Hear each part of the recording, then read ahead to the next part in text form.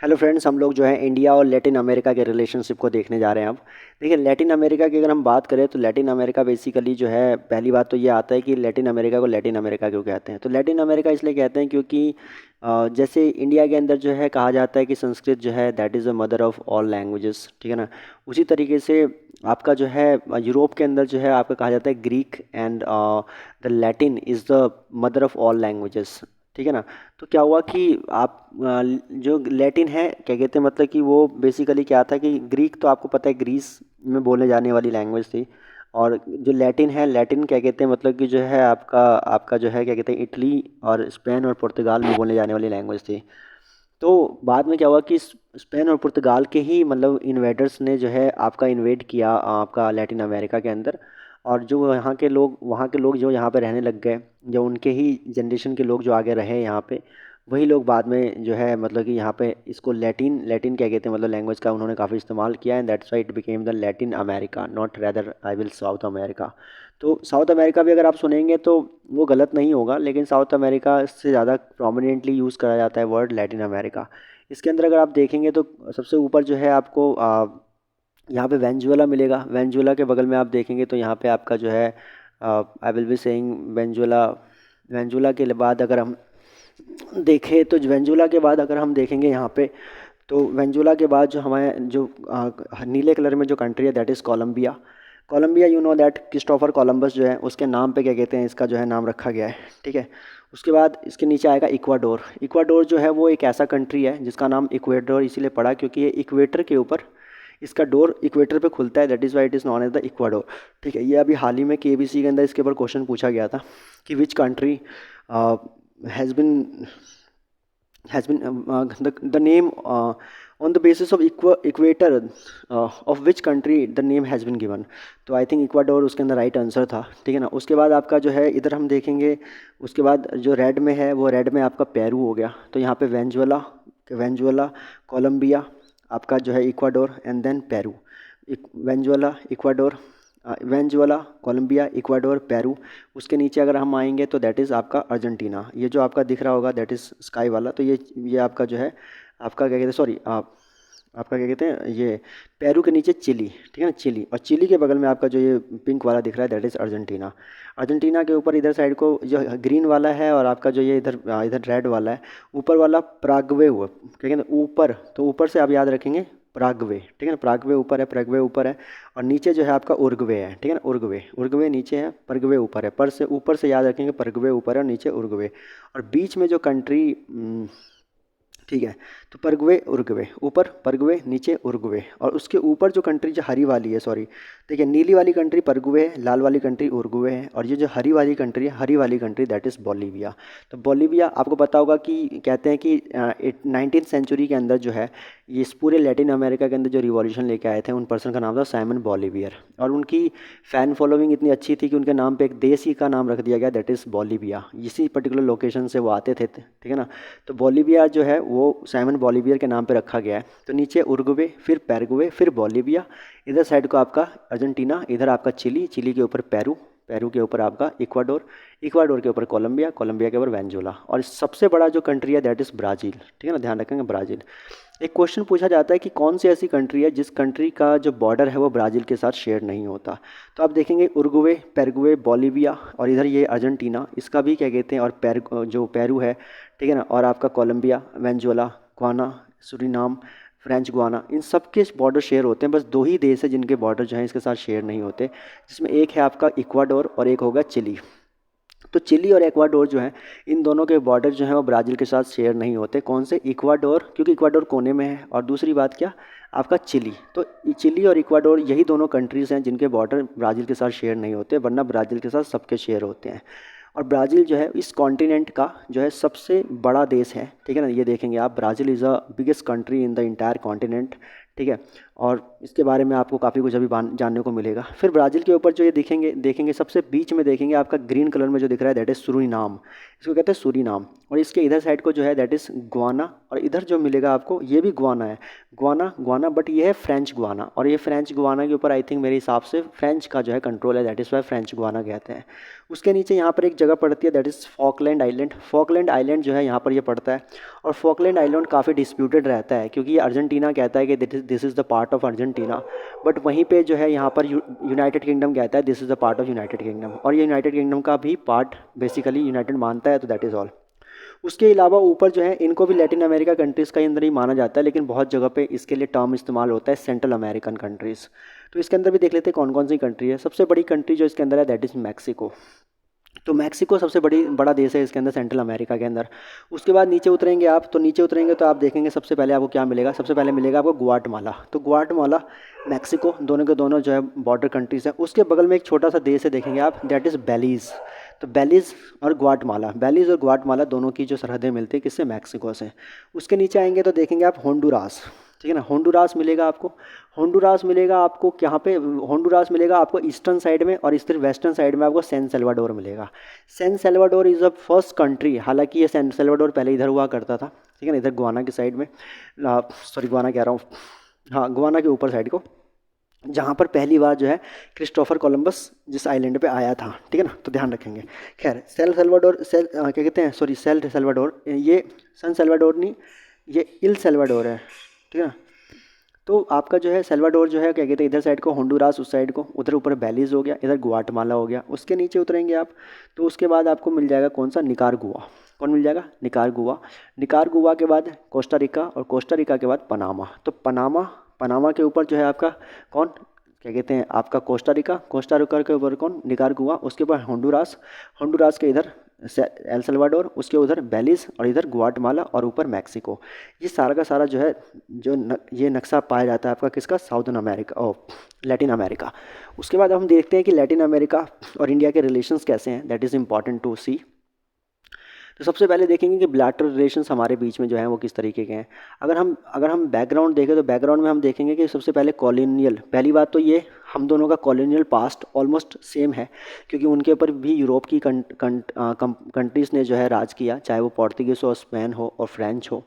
हालांकि थोड़ा डिफ़र भी है, क्योंकि डिफ़र इसलिए है क्योंकि हालांकि सॉरी मैं कहूँगा कि हमारा और उनका जो कॉलोनियल पास्ट है वो बहुत डिफरेंट है, ठीक है। क्योंकि हम पे जो राज किया जिसने वो ब्रिटेन ने किया, और उन पे राज किया पोर्तुगीज़ ने, स्पेन ने, और क्या कहते हैं फ्रांस ने, फ्रेंच ने। फ्रेंच भी हमारे यहाँ पे उतना नहीं रहा था, यू नो वेरी वेल। साथ में क्या है, उनको जो फ्रीडम मिली वो 19वीं सेंचुरी में मिली, जबकि हमें जो फ्रीडम मिली वो 20वीं सेंचुरी में 1947 को मिली। पहली चीज़ तो ये। उसके बाद विक्टिम ऑफ न्यू कॉलोनिज्म जो है वो हमेशा बना रहा, क्या कहते हैं आपका जो है न्यू कॉलोनिज्म का। क्यों, क्योंकि बहुत गरीब देशों में आते हैं, क्या कहते हैं लैटिन अमेरिका के कई सारे देश, और इसकी वजह से यूएसए ने यहाँ पर क्या किया कि मार्केट को काफ़ी कैप्चर कर लिया, फाइनेंशियल एड प्रोवाइड करके, इकोनॉमिक एड प्रोवाइड करके, और यूएसए के एक न्यू कॉलोनलिज्म के अंदर जो है ये ट्रैप में आ गया। जैसे आज की डेट में आप देखेंगे कि चाइना का जो डेब्ट ट्रैप पॉलिसी है, वो डेब्ट ट्रैप पॉलिसी जो है वो कहीं ना कहीं अमेरिका ने पहले यहाँ पे यूज़ की थी, दैट इज़, ठीक है ना। और साथ में कोल्ड वॉर पॉलिटिक्स की वजह से भी काफ़ी ज़्यादा मतलब कि ये क्राइसिस में रहा। और साथ में क्या कहते हैं यहाँ पे लेफ़्ट ओरिएंटेड जो आइडियोलॉजी के लोग हैं, ये लीडर्स हैं, काफ़ी ज़्यादा मतलब यहाँ पे निकले।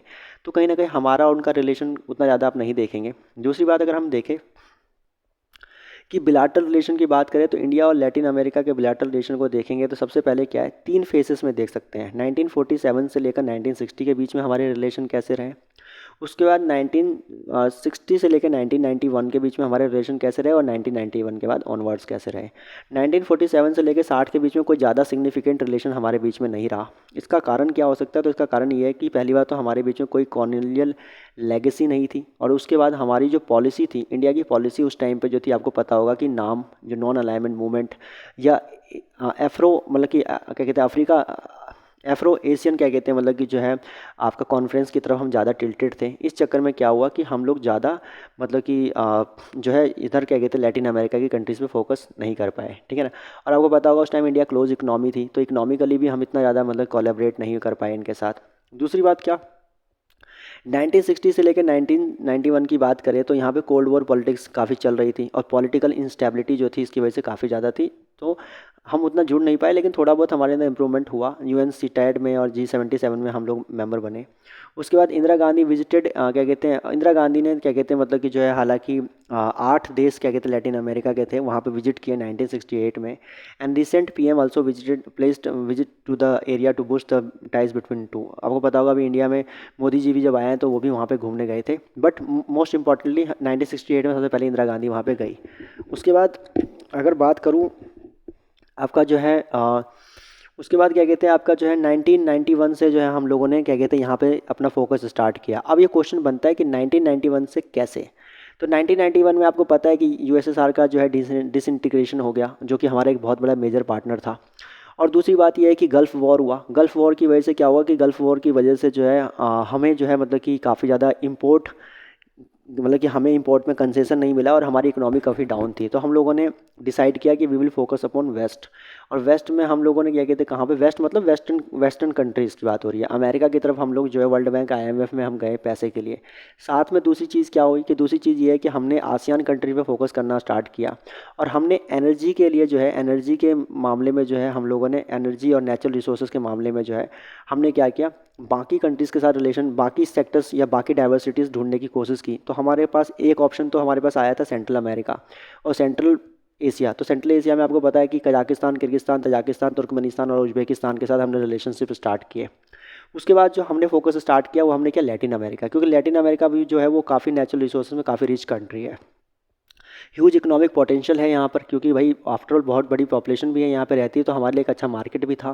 प्लस यहाँ पर नेचुरल रिसोर्सेज काफ़ी ज़्यादा पाए जाते हैं। ब्राज़ील जो है वो एग्रो फार्मिंग के अंदर काफ़ी आगे है। आपको पता होगा कि शुगर कैन के मामले में जो है टॉप मार्केट मानी जाती है। कैफीन क्या कहते हैं मतलब सबसे ज़्यादा जो है कॉफ़ी का जो एलिमेंट है that is also available in the Brazil. और ऊपर से जो है दुनिया का जो सबसे बड़ा जंगल है अमेज़ॉन, ठीक है ना, उस वो जो क्या कहते हैं लंग्स ऑफ कहा जाता है, क्या कहते हैं तरह तुम्हारा आपका अब से जो दुनिया का लंग कहा जाता है दैट इज़ ब्राज़ील। तो ब्राज़ील भी मतलब कि सॉरी अमेज़ॉन, तो वो भी इनके यहाँ पे है। तो आई थिंक ये सब चीज़ों ने, और क्या कहते हैं वेनेजुएला के पास जो है आपका क्या कहते हैं दुनिया का सबसे ज़्यादा मतलब कि आपका जो है मतलब आप कह सकते हैं कि मतलब कि जो है पेट्रोलियम है। वो अलग बात है कि क्वालिटी थोड़ी सी डिक्रीज़ है, बट आफ्टर ऑल पेट्रोलियम के मामले में Venezuela comes on the top.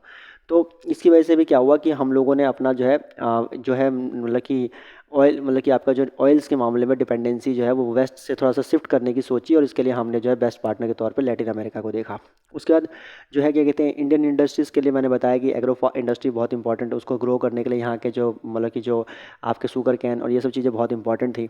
India desire to diversify the energy resources. हमारे एनर्जी रिसोर्सेज जो है उसको डिजायर को हम जो है मतलब उसको डाइवर्सिफाई करने के लिए हम लोगों को लैटिन अमेरिका अच्छा कंट्री दिख रहा था। और साथ में जो चाइना का प्रेजेंस है वो दुनिया भर के देशों में काफ़ी बढ़ता जा रहा था, उसको भी कंट्रोल करना वो आर रिस्पॉन्सिबिलिटी, ठीक है। उसके बाद 2000 आपको पता होना चाहिए कि चाइना जो है इसके अंदर लगभग क्या कहते हैं मतलब कि अगर मैं बताऊं चाइना का अगर ओवरऑल इन्वेस्टमेंट देखें लैटिन अमेरिका में वो 500 बिलियन के अराउंड है, जो किसी भी कॉन्टिनेंट के अंदर इतना ज़्यादा मतलब माना जाता है, बहुत ज़्यादा है ये अपने आप में। और इंडिया की अगर देखें तो 30 बिलियन क्या कहते हैं हमारी इन्वेस्टमेंट है। अब उसके बाद हमारा बिलैटरल रिलेशन अगर हम देखें इंडिया लैटिन अमेरिका में तो 2013 तक our trade rest up to 46 billion जितना कि एक अकेला कंट्री यूएसए के साथ हमारा है, उतना ही क्या कहते हैं आपका जो है लैटिन अमेरिका के साथ सारे देशों को मिला के हमारा जो ट्रेड है, ठीक है ना, 46 बिलियन का। In recent time it has no significant improvement, अभी हाल ही में भी कोई ज़्यादा इंप्रूवमेंट नहीं आई है। At present it is around 30 billion, ठीक है ना, क्या कहते हैं मतलब कि अभी भी क्या कहते हैं मतलब जो आपका 30 बिलियन के अराउंड क्या कहते हैं मतलब कि इसके अंदर इम्प्रूवमेंट है, दैट इज़ ऑल। मरकोज़र क्या है कि मरकोज़र के अंदर बेसिकली 4 देश है आपका, बोलीविया, ब्राज़ील, उरुग्वे, उसके बाद उरुग्वे और अर्जेंटीना, शायद ये 4 देशों को मिलाकर जो है ये रीजनल ट्रेडिंग ब्लॉक है। ये जो largest trading partners in this region, इनके साथ हमारे क्या कहते हैं रिश्ते काफ़ी ज़्यादा है। और आपको पता होगा कि प्रेफरेंशियल ट्रेड एग्रीमेंट होता है जो कि हमने इनके साथ साइन किया हुआ है, जिसमें हम इन्हें प्रेफरेंस देते हैं, ठीक है ना। At Brazil is India's largest trading partner in this region, Brazil हमारा सबसे बड़ा लार्जेस्ट ट्रेडिंग पार्टनर है इस पूरे के पूरे कॉन्टिनेंट के अंदर। साथ में Venezuela is the largest source of import for India, और वेनेजुएला से हमारा काफ़ी इंपोर्ट होता है, मैंने बताया आपको एनर्जी रिसोर्सेज में काफ़ी रिच है। Latin America is leading this destination for India's automobile, हमारा जो ट्रैक्टर है, जो टाटा के ट्रैक्टर्स हैं और जो क्या कहते हैं मतलब और भी ऑटोमोबाइल्स जो है यहाँ काफ़ी चलते हैं, क्योंकि एग्रीकल्चर स्टेट है, मैंने बताया Brazil. And India is negotiating PTA with the various countries, हमारा पीटीए और भी कंट्रीज़ के साथ नेगोशिएशन में चल रहा है ब्राज़ील मतलब कि आपका साउथ अमेरिका के अंदर, ओ सॉरी लैटिन अमेरिका में। India engage with this area through BRICS और आईबीएसए, हम आखिर इन देशों के साथ जो जुड़ रहे हैं उसमें सबसे जो मेजर जो आपका इंस्टीट्यूशन है उसमें ब्रिक्स है। ब्रिक्स आपको पता होगा, उसमें 5 देशों का ये संगठन है, ब्राज़ील, रसिया, इंडिया, चाइना और साउथ अफ्रीका, जिसके अंदर ब्राज़ील के साथ हम इसी मतलब कि प्लेटफॉर्म के माध्यम से जुड़ रहे हैं और ब्राज़ील के माध्यम से हम बाकी देशों के साथ रिलेशन जोड़ पा रहे हैं। साथ में IBS से हमारा जो साउथ के जितने भी तीनों कॉन्टिनेंट, चाहे लैटिन अमेरिका और अफ्रीका और क्या कहते हैं इंडिया, इन तीनों देशों में जो साउथ की कंट्रीज़ हैं, साउथ में पढ़ते हैं हम तीनों के तीनों, चाहे ब्राज़ील हो गया, चाहे इधर साउथ अफ्रीका हो गया और उसके बाद इधर इंडिया हो गया। तो इंडिया, ब्राज़ील, साउथ अफ्रीका तीनों ने मिला के IBS से नाम का भी एक प्लेटफॉर्म बना रखा है, जिसमें हम ब्राज़ील के साथ जुड़ते हैं और फिर ब्राज़ील की मदद से बाकी देशों के साथ। उसके बाद जो है ब्राज़ील जो है हमारा क्या कहते हैं मतलब कि PTA हमने इसके साथ साइन कर रखा है और FTA भी क्या कहते हैं, I think we are going to launch with it. India export, I think FTA हमने ब्राज़ील से कर रखा है और PTA हम बाकी सारे क्या कहते हैं देशों के साथ कर रहे हैं, अर्जेंटीना, प्रोग्वे, इन सब के साथ। इंडिया एक्सपोर्ट व्हीकल्स, हम यहाँ व्हीकल्स एक्सपोर्ट करते हैं, पॉलिस्ट्रेनियम क्या कहते हैं, केमिकल्स, फार्मा, IT प्रोफेशनल्स, ठीक है ना, ये हम यहाँ पे एक्सपोर्ट करते हैं। और इंपोर्ट जो करते हैं वो सोया क्या कहते हैं ऑयल जो है यहाँ पे काफ़ी ज़्यादा होता है, शुगर मैंने बताया आपको, रबर हो गया, आयरन हो गया, एल्यूमिनियम हो गया, ये सब चीज़ें काफ़ी ज़्यादा हम करते हैं। ठीक है, उसके बाद जो है बिलैटरल रिलेशन की और बात करें तो इंडिया का वेनेजुएला के साथ जो है आपका जो है क्रूड ऑयल वेनेजुएला काफ़ी हमें प्रोवाइड करता है, जो कि हाइड्रोकार्बन का बहुत इंपॉर्टेंट पार्ट है। और क्या कहते हैं, ये हमने स्टार्ट किया था, आपको बताया, मैंने बताया अभी कि गल्फ़ वॉर के बाद हमने डाइवर्सिफाई किया था अपने आप को। और उसके बाद जो है इसके अंदर हमारे जो मतलब कि रिलेशंस है, हालांकि 2000 के बाद काफ़ी और अच्छे इंप्रूवमेंट हुए हैं। ठीक है, उसके बाद अगर मैं देखूँ बिलैटरल रिलेशंस इंडिया लैटिन अमेरिका, ठीक है, ये बता दिया। इंडिया मैक्सिको 3 बिलियन के अराउंड, ठीक है। उसके बाद आपका वेनेजुला। हम्म, उसके बाद लैटिन अमेरिका से हमारा जो है आपका काफ़ी सारे क्या कहते हैं मतलब कि जो है आपके आई थिंक मेरे हिसाब से वेनेजुला से ध्रुव हेलीकॉप्टर, चीतल हेलीकॉप्टर, मिलिट्री हेलीकॉप्टर, ट्रैक्टर क्या कहते हैं इसका भी, ट्रैकर क्या कहते हैं, हम ये सब भी शायद लेते हैं इसी देश से, ठीक है ना। आ, उसके बाद जो है रिसेंट में डिफ़िकल्टीज हमारी क्या क्या है, military training to defence various equipment to Latin America, ये भी हमें अभी देना है, इन्हें प्रोवाइड करना है। और लैटिन अमेरिका के काफ़ी सारे देशों के साथ हम बात करने में लगे पड़े हैं। तो ऑल मिला के कि मतलब ये देख सकते हैं कि लैटिन अमेरिका से कुछ ज़्यादा हमारा रिलेशन नहीं बन पाया। हालांकि 1991 से भी स्टार्टेड क्या कहते हैं enhancing our relationship with Latin America, but after 2000 it got improved. और आई विश कि क्या कहते हैं आने वाले कुछ टाइम्स में और ज़्यादा इम्प्रूव हो। So this was all with the relationship. अब हम देखेंगे कि क्या कहते हैं दुनिया के जो टॉप 50 जो ऑर्गेनाइजेशंस हैं उसके बारे में हम स्टडी करेंगे नेक्स्ट वीडियो में। Thank you.